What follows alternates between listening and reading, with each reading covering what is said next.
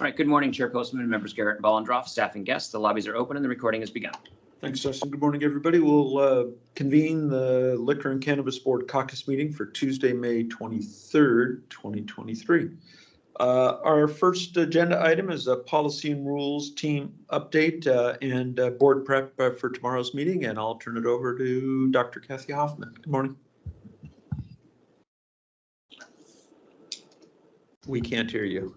I'm not there. Let's try There that. That seems to be working, right? Yes, Okay. We're good. Very good. So good morning, Chair Postman, board members, Garrett and Bollendroff. We'll just go in the order that we're listed in the agenda, and then I have a very brief update on the cannabinoid science work group. So Daniel, if you'd like to kick us off with what you'll be sharing with the board tomorrow, please. Thank you so much, Dr. Hoffman, and good morning, Chair Postman, members Garrett and Bollendroff, members of the public.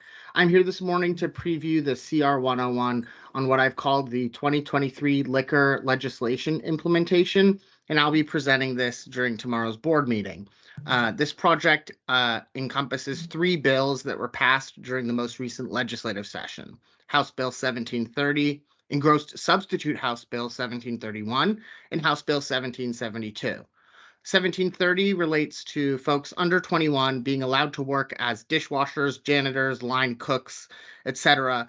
In licensed premises that they were previously prohibited from. 1731 grants permits to owners of short-term rental units, thinking Airbnb and Vrbo, to allow them to give free bottles of wine to renters as long as a series of conditions are met. And I can go into those I'll go into more detail about those conditions tomorrow. And lastly, 1772 prohibits the sale, manufacture, or gifting of products that combine alcohol and cannabis or THC. These bills have already been voted on, they've been passed into law, and they've been signed by the governor. So our job here is going to involve making new rules about these laws and also changing existing rules to make sure that they align with these new laws. Thank you, and I'm happy to answer any questions you might have. And it's one rule package for all 3. Is what you're saying? It is. Okay, it is. Good. That's. Oh, sorry. Go ahead. No, that's fine. I was just wondering. Yeah. Yeah, in the past, that's how the rules team has done it. The exception here is with Substitute Senate Bill 5448, which extended a bunch of the COVID allowances and relates to the delivery of alcohol. That's the subject of a separate rule project just because of how complex that bill is. I see. Okay.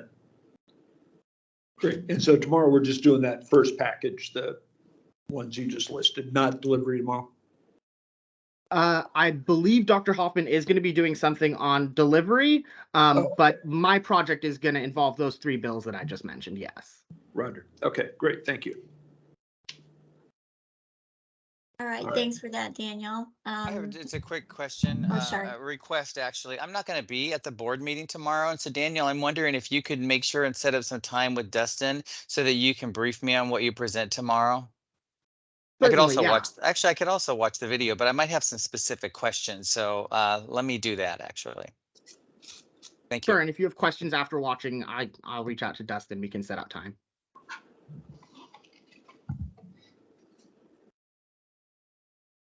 Great, thank you.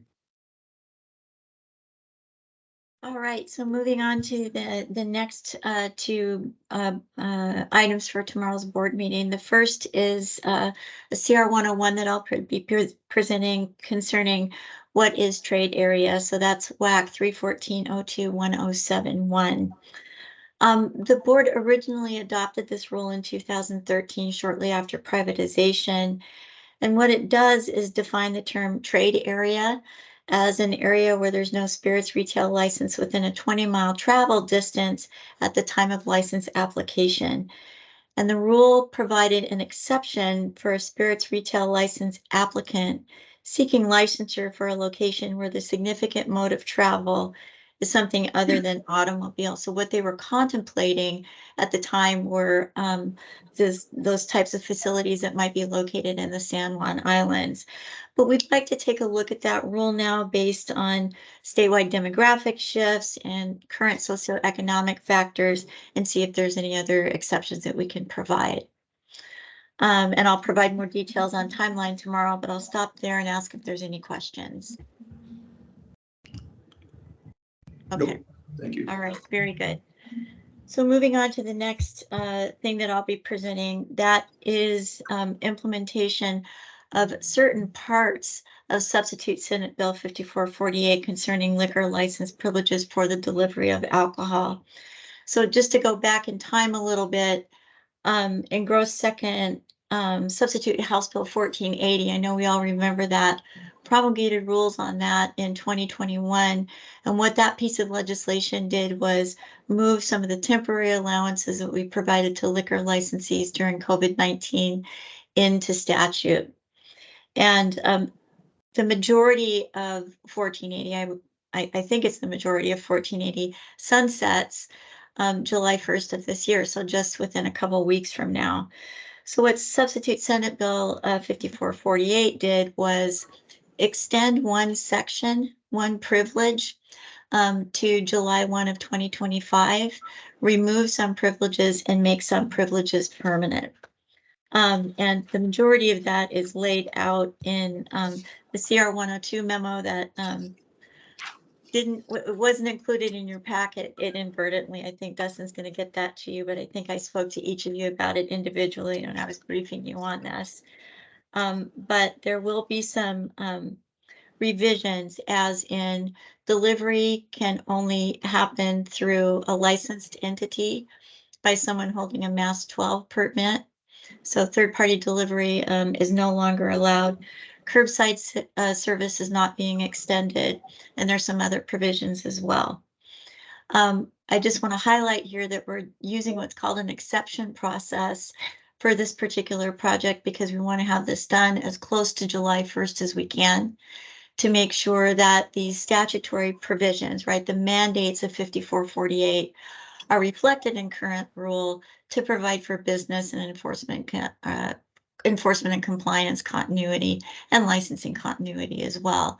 And then Daniel will be working on the other parts of 5448 that require standard rulemaking. And that's where we're going to be collapsing the Mass 13 work that we've already been doing into the 5448 implementation.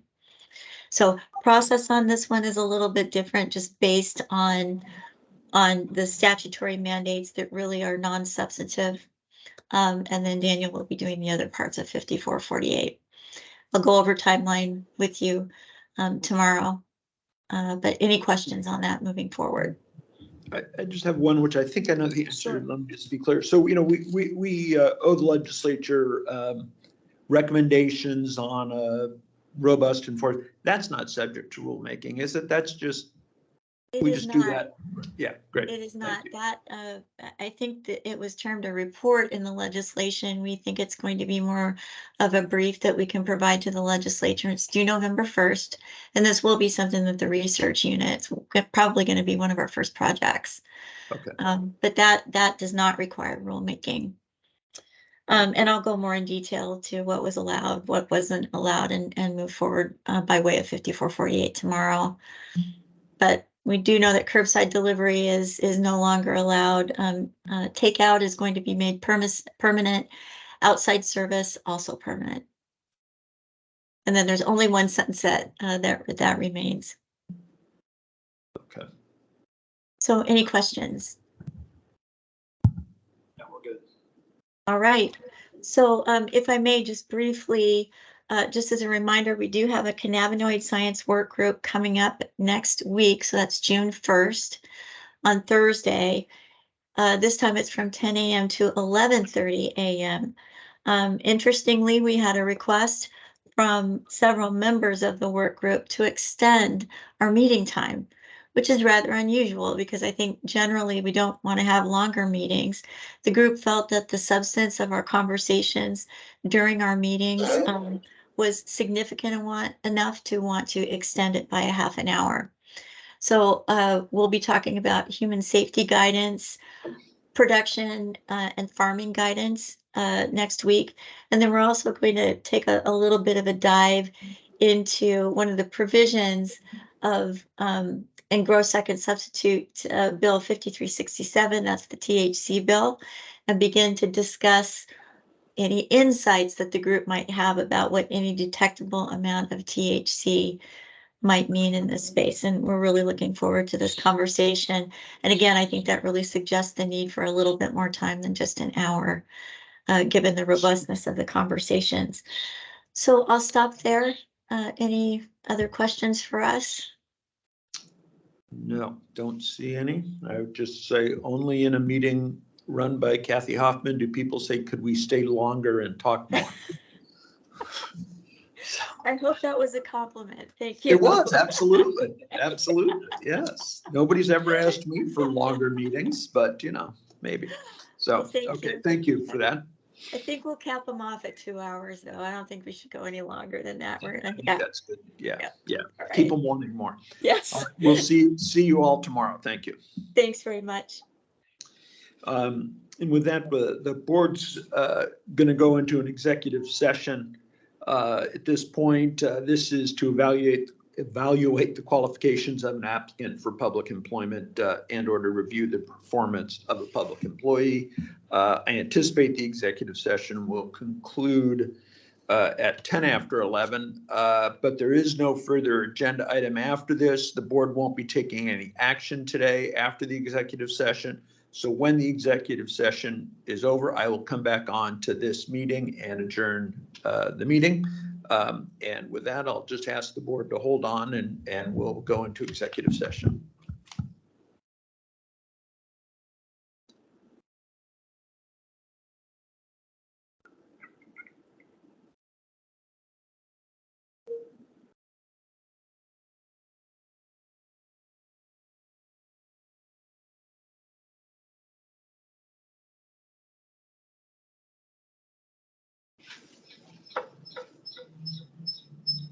Okay.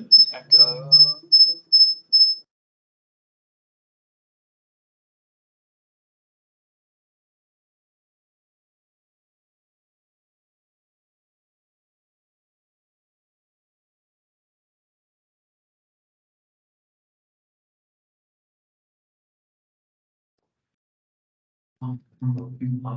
Wait.